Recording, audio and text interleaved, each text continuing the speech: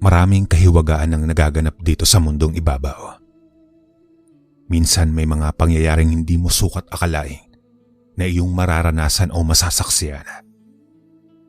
Mayroon din mga taong nagkakaroon ng sakit na tila wala ng lunas, may hambing sa isang sumpa. Kaya naman naghanap sila ng taong makakaunawa at tatanggap sa kanilang kalagayan. Mga kalakbay, tunghayan natin ang padalang kwento na nagpapatawag na lamang sa pangalang Pidela. Ito umano ay tunay niyang karanasan at tungkol sa isang kakaibang kaso ng pagkahayok sa dugo at laman. Magandang araw po. Nais ko sanang ibahagi itong karanasan ko noong ako ay dalaga pa lamang. Dahil na rin sa pangungulit ng aking anak. Noong una ay nagdadalawang isip talaga ako kung dapat ko bang ipaalam sa mundo ang malabangungot na naranasan ko noon. Nangako kasi ako sa aking sarili na ibabaong ko na lamang sa limot ang lahat. Ngunit tila ito isang aninong palaging nakasunod sa akin. Nasa edad 20 ako ng mga panahong iyon. Taong 1978. Sinadya ko pong huwag nang banggitin kung saan ang eksaktong mga lugar na pinangyarihan, gayon din ang mga tunay naming pangalan bilang proteksyon sa aming mga tunay na pagkakakilanlan. Noong nasa edad 15 taon pa lamang ako, ay nabiktima kami ng matalik kong kaibigan ng isang bugaw na dumayo sa aming probinsya. Dahil mahirap ang buhay, ni hindi kami nakatapos ng elementarya ni Alma. Wala rin kaming karapatang magreklamo sapagkat hindi talaga kaya kaming pag-aralin pa ng aming mga magulang. Dahil halos sabay kaming lumaki ni Alma at naging magkaklase pa, daig pa namin noon ang kambalto ko dahil hindi kami mapaghiwalay. Nagkasundo kaming sabay na maghanap ng mapagkakakitaan sa bayan. Medyo malayo iyon mula sa baryo namin, kaya halos kalahating araw kami naglalakad bago pa makarating roon. Sa kabutihang palad naman, ay nagkataong mayroong ilang may kayang kababayan namin ang nangangailangan ng tendera sa bagong bukas nitong maliit na sari-sari store. Palibhasa ay marunong naman kaming magbasa at bumilang, kahit elementary lamang ang inabot at hindi pa natapos. Natanggap kami kaagad ni Alma sa trabaho. Nagmagandang loob na rin ang amo namin na doon kami patulugin. Dahil kung maglalakad pa raw kami pauwi sa aming baryo, ay tiyak na aabutin na kami ng dilim. Tinuruan na rin kami nito ng mga dapat at hindi dapat gawin kapag nagsimula na kami sa aming trabaho. Pagkatapos ay isinabay na rin kami ng aming amo sa hapunan. Masayang masaya kami ni Alma ng gabing iyon dahil sa wakas ay may trabaho na kami at makakatulong na sa aming mga pamilya. Pag-uwi namin kinabukasan ay kapwa sabik na ibinalita sa aming mga magulang na nakahanap kaagad kami sa bayan na mapagkakakitaan. Magkahalong tuwa at lungkot ang kanilang naramdaman. Umiyak pa ang aking ina at humingi ng tawad sa akin. Kung hindi raw sana sila ipinanganak na mahirap, ay nag-aaral kami imbis na naghahanap buhay sa napakabata pang edad. Sinabi ko naman kay nanang na wala silang dapat ikabahala. Naiintindihan ko ang sitwasyon ng buhay namin at wala ako ni katiting na hinanakit sa kanila ni tatang. Kinabukasan ay inihatid kami ni Alma ng mga tatay namin pabalik sa bayan. Pero hindi ko maintindihan kung bakit tila yata bumigat bigla ang aking pakiramdam habang nagpapaalamang kami ni nanang at ng aking mga kapatid. Para bang hindi ko na sila masisilayan at mayayakap ulit. Dahil kabisado na halos ako ni Alma, napansin niyang tahimik ako hanggang makarating kami sa bahay ng aming amo. Pagpasok namin sa magiging silid naming dalawa, ay kagad niya akong tinanong kung anong problema. Hindi naman ako naglihim sa kanya, kaya't pinayuhan ako ni Alma na baka naninibago lamang daw ako dahil unang beses mapapahiwalay ng matagal sa pamilya, na marahil ay epekto lamang ng lungkot at pangungulila ang kakaiba kong pakiramdam ng mga oras na iyon. Gumaan naman ang loob ko kahit papano matapos akong pakalmahin ng aking matalik na kaibigan. Mabilis na lumipas ang mga araw, linggo at buwan. Halos 2 beses pa kaming nakakabisita sa aming mga pamilya para magdala ng grocery at pera. Bago nangyari ang malabangungot na karanasan namin ni Alma sa syudad, sa kamay ng mga taong ganit sa pera, at hayok sa laman. Palibhasa ay mga bata pa kami noon at kapwa inosente at ignorante sa maraming mga bagay. Kaya walang kahirap-hirap na nakuha kami ng mga inakala naming mayamang babae na madalas bumili noon sa aming binabantayan tindahan. Wala kaming kamuwang-muwang na ito pala ay iyong tinatawag na bugaw na nagbebenta ng mga babae. Lalo na iyong mga katulad namin ni Alma na bata pa at kapwa walang karanasan sa mga lalaki. Inakala naming mayaman ng babaeng nagpakilala bilang Miranda dahil maganda ito, nakapostura, maraming suot na alas at magara ang kasuotan. Inalok kami nitong tutulungan na maghanap ng mas magandang trabaho sa syudad.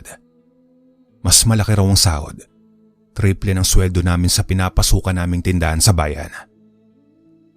Nasilaw si Alma sa malaking halaga ng pera, lalo na sa alok ng babae na tutulungan kami mag-apply na bilang modelo o pwede ring artista. Bagamat mayroon akong agam-agam, hindi ko naman maaaring hayaang umalis na mag-isa si Alma. Isa pa ay malulungkot din ako kung ako lamang ang maiiwan sa aming trabaho. Nasanay na ako mula sa pagkabata na palagi siyang kasama, ultimo hanggang sa pagtulog. Palibhasa ay unang beses din kami makasakay sa barko, kaya naman manghang-mangha kami ni Alma. Tila ba kami mga ibong nakawala sa hawla. Pero sino mag-aakala na napakasaklap pala ng kapalaran na naghihintay sa amin pagdating sa syudad. Ang mga inosenteng ngiti namin at malalakas na halakhak ng kaligayahan habang nasa barko ay nakatakda palang mapalitan ng mga luha ng pighati. Halos mapanganga kami ni Alma nang ang magarang sasakyan na sumundo sa amin sa pantalan ay tumigil sa harapan ng isang malaki at marangyang mansyon.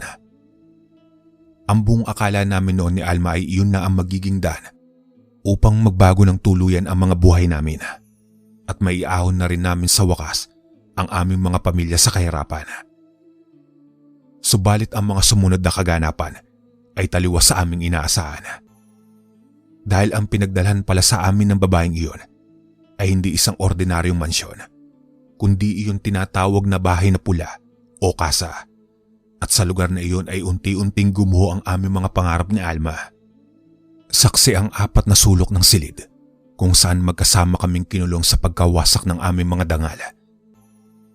Tanging ang mga pader at bintana ng silid na iyon na kung ituring namin ni Alma ay kulungan, ang tanging nakarinig sa mga sigaw namin ng pagmamakaawa at mga piping dasal na sana ay may dumating upang kami ay iligtas at tulungan. Sa likod ng napakagandang mansyon na iyon ay nakahanay ang mga silid na daig pa ang Bartolina, kung saan isinasagawa ng mga taong halangang kaluluwa ang makamundo nilang pagnanasa. At sa isang gabing hindi inaasahan ay tila dininig ang matagal na naming ipinagdarasal na magkaibigan. Hindi namin alam kung anong pinagmulan ng kaguluhan sa kasa, ngunit sinamantala namin ang pagkakataong iyon upang tumakas. Nagdilim ang aking paningin nang magising ako sa kalagitnaan ng gabi nang makita kong nakakubabaw kay Alma ang isang matandang lalaki na may malaking pangangatawan.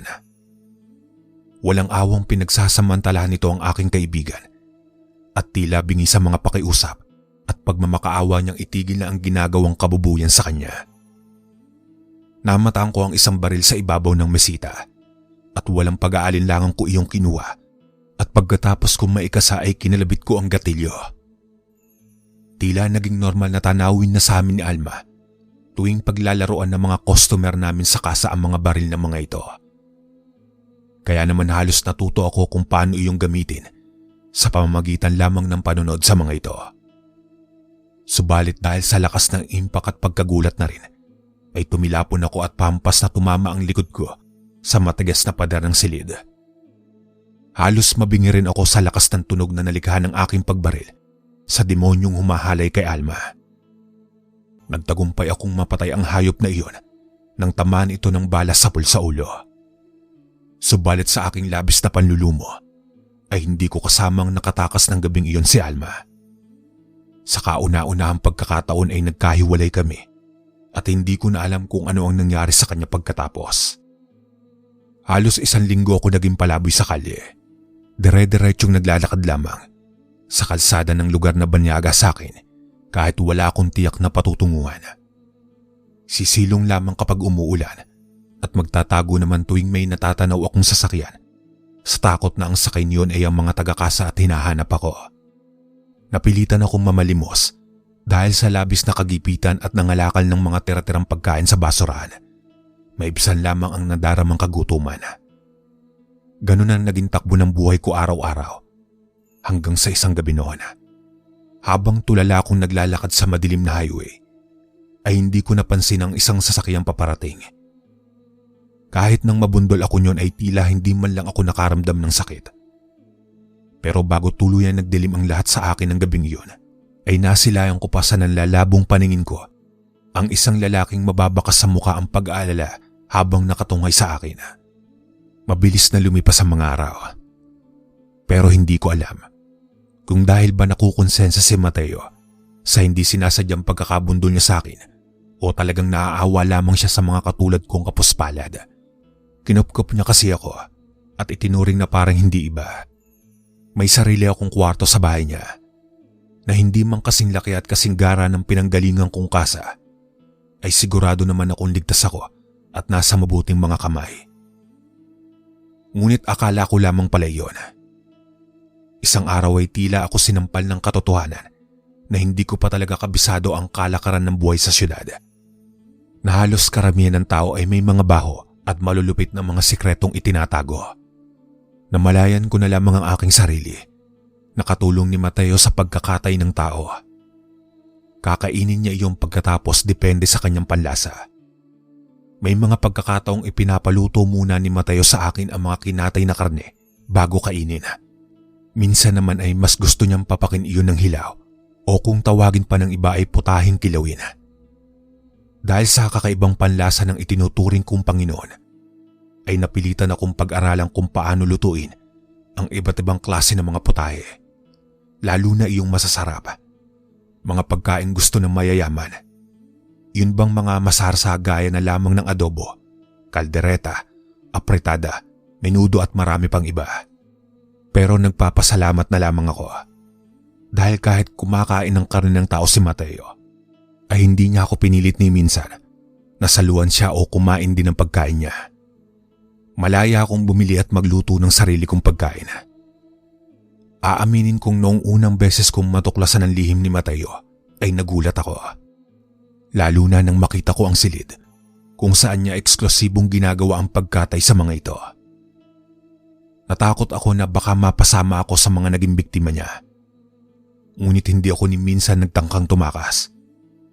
Wala naman kasi akong ibang mapupuntahan at wala akong ibang kakilala sa syudad na malibang kay Mateo. Nang maabutan niya ako sa silid na iyon ay mataman akong tinitigan ni Mateo bago tinanong. Hindi ka ba natatakot na baka patayin din kita? Katayin at kainin, Pidela. Wika ni Mateo. Hindi ko maitago noon ang takot sa aking mga mata, gayon din ang pangangatal ng buo kong katawan. Lalo pang nadagdagan ang nadarama kong kilabot nang biglang tumawa ng malakas si Mateo. Huwag kang mag-alala, Pidela. Hindi ko gagawin sa iyo ang mga ginagawa ko sa kanila, pero sa isang kondisyon. Anong kapalit, Mateo? Kahit ano, gagawin ko basta huwag mo lang akong papatayin at papalayasin dito sa bahay mo. Nauutal na tanong ko kay Mateo. Ngumiti naman ang nakakaloko si Mateo pagkarinig sa halos nagmamakaawa kong boses. Kung ganun ay alipin na kita mula sa araw na ito, Pidela. Otomatikong napalood naman ako sa harapan niya at kumapit sa kanyang suot na pantalon. Pagkatapos ay yumuko ako at paulit-ulit na nagpasalamat kay Mateo dahil iniligtas niya ang buhay ko. At magmula nga noon ay pinagsilbihan ko siya at sinamba na tila isang Diyos. Nang lumaon ay tuluyan nang nawala ang nadarama kong takot kay Mateo. Napalitan pa iyon ng tuwa at naisip kong matutulungan ako ng isang aswang na katulad niya para makapagiganti sa mga bumaboy at nagsamantala sa kahinaan namin ng matalik kong kaibigang si Alma. Pinagbigyan nga ako ni Mateo sa naging kahilingan ko. Kahit hindi ko matukoy ang eksaktong address ng pinagdalan sa aming kasa, ay namangha ako dahil nadala niya sa kanyang tahanan ang lahat ng taong nais kong mapaghigantihan. Inudyukan ako ni Mateo na pagkakataong ko na raw iyon para ako na mismo ang magpahirap sa mga hayop na yon. Hindi sabay-sabay kong dumukot ng tao si Mateo. Isa-isa lamang. Ang unang nabihag niya ay ang isa sa mga nagpahirap sa amin ni Alma. Kaya naman ibinalik ko rito ng triple ang sakit na ipinaranas nito sa amin. Pinasok ko ang masailang bahagi ng katawan nito, tapos ay pinutol ang dila, pati na rin ang mga daliri nito sa kamay at paa. Pagkatapos ay iniwang ko muna ito para lutuin ang mga putol na parte ng katawan na naging pulutan ni Mateo ng gabing iyon. Habang ipinagpapatuloy ko ang pagpapahirap sa unang miyembro ng sindikato na regalo sa akin ni Mateo, naglagay naman siya ng mesa at naupo paharap sa amin upang mapanood niya ang aking mga ginagawa. Napalatak si Mateo habang umiinom ng alak tuwing sisigaw ng malakas ang aming bihag. Mas malupit ka pala sa akin, Pidela. Alam kong nagpipigil ka lamang na tadtarin ng pino ang mga laman ng taong iyan dahil sa akin. Hayaan mo, marami pa sila na kailangan mong turuan ng leksyon. Kaya huwag mong ubusin ang lahat ng lakas mo sa isang yan. Tama si Mateo. Matinding panggigigil ang nadarama ko ng mga oras na iyon, pero pinigilan ko ang aking sarili. Siya na ang bahalang magpasya kung ano ang gagawin sa bangkay ng bago naming bihag. Basta ako ay naghihintay lamang kung ano ang susunod niyang ipag-uutos sa akin. Sa mga nagdaang gabi ay sunod-sunod din dinala ni Mateo sa bahay nito ang lahat ng mga naging kliyente noon sa kasa na bumaboy sa amin ni Alma. Bawat isa sa mga iyon ay nakaranas ng brutal na pagpapahirap bago tuluyang kitilan ng buhay ni Mateo. Halos mapuno na ang buong imbakan ng karne, pati na rin ang buong silid katayan. Ngunit hindi pa rin siya tumigil hanggat hindi niya natutupad ang kanyang pangako sa akin. Ngunit isang gabi ay nagulat ako nang makita kung sino ang kasamang umuwi ni Mateo. Miranda. Kaagad na umakyat ang mga dugo ko sa ulo pagkakita ko sa taong sumira ng buhay at mga pangarap namin ng kaibigan ko. Ayoko na sanang makaharap pang muli si Miranda. Subalit kailangan ko rin itong singilin sa lahat ng naging atraso nito sa amin ni Alma. Ngunit sa aking pagtataka, matinding kasiyahan ang lumarawan sa mukha ng babae pagkakita sa akin. Hindi rin nakaligtas sa matalas kong paningin ang magkahawak na kamay nito at ni Mateo. Sa pagkakaalala ko, lahat ng nagiging bihag ng aking Panginoon ay puros walang malay tao tuwing iuwi sa bahay. Subalit iba yata ang kaso ni Miranda. May pakiramdam din akong hindi iyon ang unang beses na nakapasok sa bahay ni Mateo ang babaeng iyon. Nang bumaling ang paningin ko kay Mateo, ay hindi ako nagdalawang isip na tanungin siya at gumuho ang mundo ko sa aking nalaman. Dati kong kasintahan si Miranda, Pidela. At dito na rin muna siya sa bahay ko titira. Dahil ni-raid ang kasa. Wanted siya ngayon sa batas at walang ibang tutulong sa kanya kung hindi ako lamang. Nanlaki ang mga mata ko pagkarinig sa mga sinabi ni Mateo. Noon ko lang napagtanto na marami pa pala akong hindi alam tungkol sa kanya. Labis akong nalungkot at nasaktan sa aking mga nalaman. Hindi dahil may pagtingin ako kay Mateo, ngunit dahil pakiramdam ko ng mga sandaling iyon ay pinagtaksilan niya ako. Ang buong akala ko noon ay iba siya at tutulungan niya akong magiganti, ngunit mukhang ipagkakanulo na rin niya ako sa babaeng kinasusuklaman ko. Alam mo bang kung saan-saan ng lupalop na kita hinanap, Pidela? Halos halugugin na ng mga tauhan ko ang buong Pilipinas. Tapos malalaman kong narito ka lamang pala, sa bahay ng aking si Mateo. Wika ni Miranda at nginitian ako ng nakakaloko. Isang matalim na titig naman ang itinugon ko kay Miranda. Tapos nang balingan kong muli si Mateo, ay blanko ang ekspresyon ng mukha nito na labis kong pinagtakhan. Bigla ay tila siya naging ibang tao sa paningin ko. Maya-maya pa ay inutusan ako ni Mateo na ihanda ang bakanting silid para kay Miranda. Nang dumaan ako sa harapan niya ay meron siyang ibinulong sa akin. Ikandado mo ang espesyal na silid at tiyaking hindi makakapasok doon ang aking bisita. Kaagad naman akong tumalima at iniwan silang dalawa ni Miranda sa may salas. Pagkatapos kong linisin at ihanda ang magiging silid ng babaeng iyon, ay inutusan naman ako ni Mateo na bumili ng pagkain para sa hapunan. Lahat ng paborito ni Miranda. Kahit naman aswang si Mateo, ay kaya pa rin ito makipagsabayan sa mga nakakasalamuhang tao.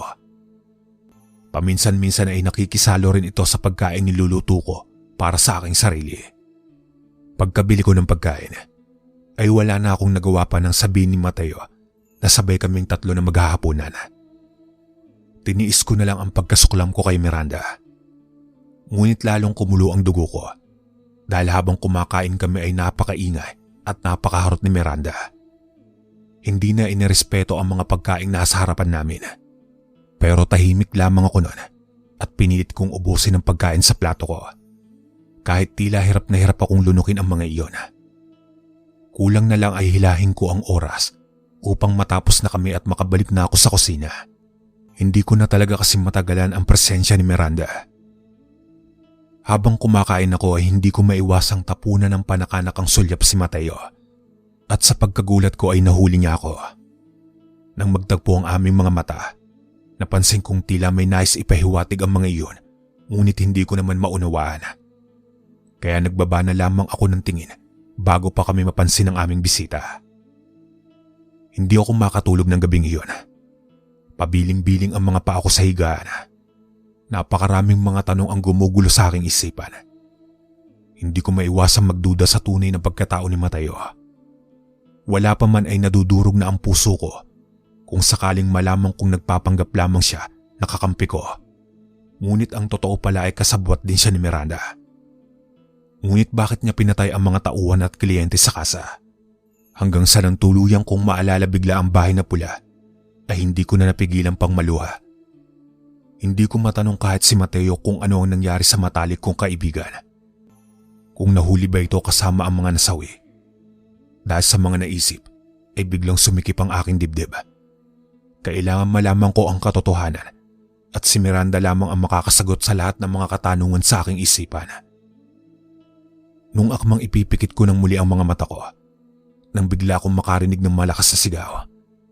Tila ba nasasaktan at nahihirapan? Otomatikong napabalikwas ako ng bangon. Hindi ako maaaring magkamali. Boses ni Miranda iyon. Kaya dali-dali akong lumabas ng silid at tumakbo patungo sa kwarto ng aming bisita. Ngunit napahinto ako pagtapat ko sa pinto ng silid ni Mateo nang makarinig ron ako ng tila mga ungol. Bigla ay nag-init ang pisngi ko dahil sa hiyang naramdaman. Hindi ko dapat naririnig ang mga ganong bagay.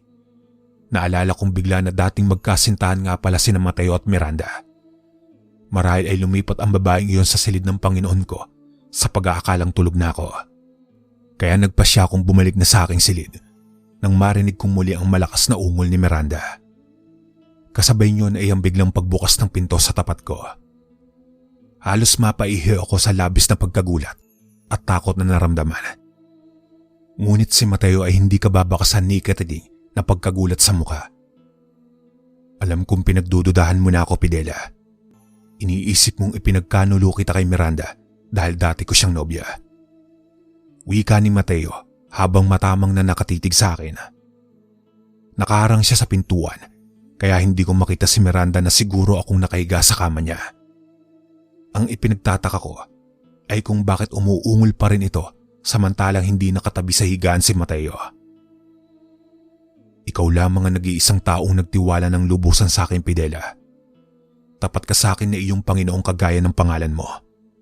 At ikaw lamang ang hindi natatakot at tanggap ang buong pagkatao ko. Nangako kang magiging alipin ko habang ikaw ay nabubuhay. At ako naman ay may pangako rin sa'yo. Tinupad kong lahat iyon, Pidela. Labis man akong nagugulan ng mga sandaling iyon, ay kagad ding napasunod ang mga tingin ko nang gumalaw si Mateo paalis sa may pintuan. Doon ay tumambad sa akin ng isang kalunos-lunos sa tanawin. Si Miranda ay hubot-hubad na nakahiga sa kama ni Mateo. May busal sa bibig. Nagkalat din ang mga dugo sa kama at sahig na natitiyak kong nagmula sa mga parte ng katawan ni Miranda. Sumigaw si Miranda at sinubukang gumapang, ngunit nabuwal lamang ito sa kama. Mahirap gumapang kapag wala ka ng mga paa. Nagmistulang manananggal tuloy ang babae dahil sa naging itsura nito. Ang mga sigaw ay naging ungol dahil nakabusal nga ang bibig nito. Nang mga sandaling iyon, hindi ko alam kung ano ang dapat kong maramdaman. Hanggang sa may bigla akong maalala. Halos takbuhin ko na ang distansya sa pagitan namin ni Miranda at nagmamadali kong inalis ang nakatakip sa bibig niya. Nasaan si Alma, Miranda? Anong ginawa mo sa kanya? Nasaan ang kaibigan ko? Ngunit sa halip na sagutin ang tanong ko, ay nginisian lamang ako nito na kagad nagpainit ng aking ulo. Matagal nang patay ang kaibigan mo, Pidela. Nang gabing iwanan mo siya ay nagpakamatay kinabukasan si Alma. Kinakain na ngayon ng lupa ang nabubulok na katawan niya. At iyon ay dahil sa iyo, Pidela. Ikaw ang pumatay kay Alma. Aswang ka rin kagaya ni Mateo, mga halimaw kayo. Dahil sa mga narinig ay tuluyan na nagdilim ang paningin ko. Mabilis kong dinampot ang samurai na nasa gilid ng kama at walang habas na pinagtatataga si Miranda. Kahit anong parte ng katawan nito ang matamaan ay hindi ako nag-alintana. Nilamon na ng galit ang buong sistema ko ng mga oras na iyon. Ang mga sigaw ng pagmamakaawa ni Miranda ay nagmistulang musika sa aking pandinig. Ang lakas ng loob ng babaeng iyon na tawagin akong halimaw, samantalang mas demonyo ang mga katulad nito na sumisira ng buhay ng mga inosenteng tao. Lalo na ng mga kagaya namin ni Alma. Tadtad na ng mga taga ang buong katawan ni Miranda, subalit buhay pa rin ito. Totoo palang matagal mamatay ang masamang damo. Hanggang sa huling sandali ay nagmamataas pa rin ito, kaya ipinabaya ko na lamang kay Mateo na noon ay nakangiti habang nanonood sa amin ang pagtapos kay Miranda. Siya rin ang unang taong pinagkatiwalaan ko, Pidela. Ngunit pinagtaksilan niya ako. Ipinagpalit sa kaibigan ko, kaya hindi lamang siya sa inyo may atraso. Gusto kong panoorin mo kung paano ko tapusin ang buhay ng taong sumira sa mga buhay at pangarap natin, Pidela. Hindi ako nakatugon sa mga sinabing iyon ni Mateo. Tila ako na estatwa at naging sunod-sunuran lamang sa kanya. At sa kauna-unahang pagkakataon ay nasaksihan ko ng unti-unting magbago ang anyo ni Mateo. Mula sa pagiging makisig at gwapo ay naging isang nakakakilabot na halimaw. At dahil wala nang busal sa bibig ni Miranda ay nagawa nitong magsisigaw ng malakas. Ilang sandali pa ay nilapitan ito ni Mateo at dinukot ang puso. Nanlalaki ang mga matang napatitig ang babae sa sariling puso na tumutulo pa ang sariwang dugo habang hawak ni Mateo. Ilang saglit lang ay tuluyan ng binawian ng buhay si Miranda. Si Mateo naman ay isinubo ang hawak nitong puso ng dating kasintahan bago nagbalik sa dating anyo. Ang iba pang mga bahagi ng katawan ni Miranda ay ipinalinis niya sa akin bago inilagay sa imbakan ng karne. Hanggang matapos kong linisin ang lahat ng kalat ay tulala lamang ako. Hindi ko alam sa totoo lang kung dapat ba akong matuwa na nakapagiganti na kami ni Alma sa mga taong nagnakaw ng aming kainosentiyan. Bigla ay nakaramdam ako ng takot na baka kapag tumagal ay maging kagaya na rin ako ni Mateo, isang nilalang na kumakain ng tao. Makalipas ang halos isang buwan ay nagsuwestiyon si Mateo na umuwi muna ako sa probinsya namin. Nagmagandang loob din siyang ihatid ako. Sinabi rin sa akin ni Mateo na kalimutan ko na ang lahat ng malabangungot na mga naging karanasan ko sa syudad at magsimula muli ng bagong buhay kasama ang aking pamilya. Anumang sandali raw ay maaari akong bumalik sa bahay niya. Pero bago siya bumalik ng syudad, ay tinulungan niya pa kami mabigyan ng maayos na libing si Alma. Nalungkot ako nang sumapit ang araw ng pag-alis niya, ngunit naisip ko ring tama si Mateo. Kailangan kong kalimutan ang lahat ng masalimuot na mga alala at magsimulang muli kasama ang pinakamamahal kong pamilya. Hanggang dito na lang po ang aking kwento, mga kalakbay. Maraming salamat.